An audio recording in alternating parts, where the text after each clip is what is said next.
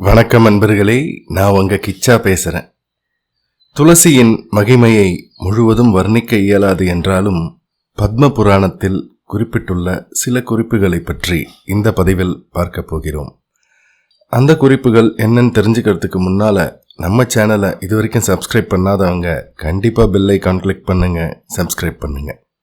பகவான் ஸ்ரீ கிருஷ்ணருக்கு மிகவும் பிரியமான மற்றும் எல்லா வகையிலும் புனிதமான துளசி தேவியை சாதாரணமாக தொடுவதாலும் பார்ப்பதாலும் உணரப்படுவதாலும் துளசியின் மண்ணை வணங்குவதாலும் துளசியை பற்றி கேட்பதாலும் வளர்ப்பதாலும் நம் பாவங்கள் நீங்க பெற்று புனிதமடைவோம்.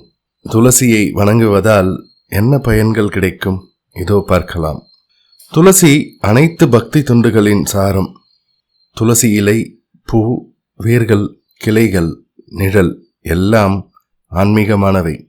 பக்தியுடன் துளசியின் இலையை கிருஷ்ணருக்கு அளிப்பவர் அவர் அருகிலேயே வாழ்வார். துளசியின் மண்ணை எடுத்து உடலில் பூசிக்கொண்டு ஸ்ரீ கிருஷ்ணரை வணங்குபவர் ஒவ்வொரு நாளும் 100 நாள் பூஜை செய்த பலனை அடைவர்.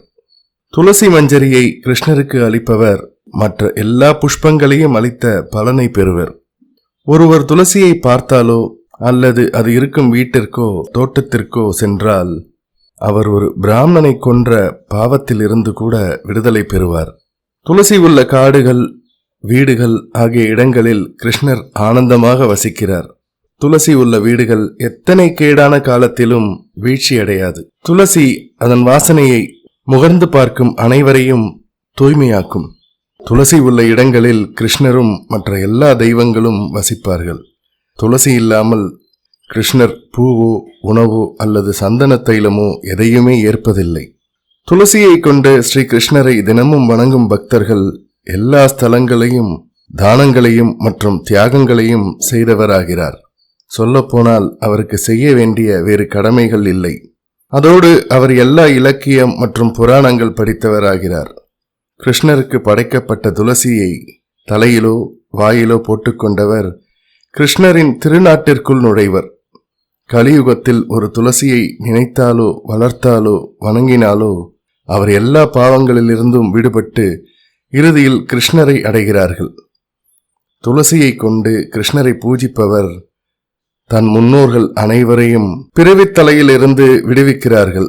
துளசியின் மகிமையை பிறருக்கு சொன்னால் ஆன்மீக உலகில் நிலையான ஓரிடம் காத்திருக்கும் என்பது திண்ணம். துளசி பறிக்கும் போது சொல்ல வேண்டிய மந்திரம்: துளசி அமிர்த சம்பூதே சதாத்வம் கேசவ பிரியே கேசவார்த்தம் லுனாமி துவாம் வரதா பவ சோபனே. இந்த மந்திரத்தின் பொருள்: துளசியே, அமிர்தத்துடன் உண்டானவள் நீ, கேசவனுக்கு பிரியமானவள் நீ, மங்களம் மிக்கவள் நீ. உன்னை கேசவனின் பூஜைக்காக பறிக்கின்றேன், எனக்கு வரம் தா. ஒவ்வொருவரின் இல்லத்திலும் துளசி மாடம் வைத்து பகவானுக்கு பிரியமான துளசியை துதித்து துளசியால் பகவானை ஆராதித்து பகவானின் கிருபையை பெறுவோம். இந்த பதிவு உங்களுக்கு பிடிச்சிருந்தா லைக் பண்ணுங்க, ஷேர் பண்ணுங்க, கமெண்ட் பண்ணுங்க. மறக்காம பெல் ஐகான் கிளிக் பண்ணுங்க, சப்ஸ்கிரைப் பண்ணுங்க. நன்றி அன்பர்களே.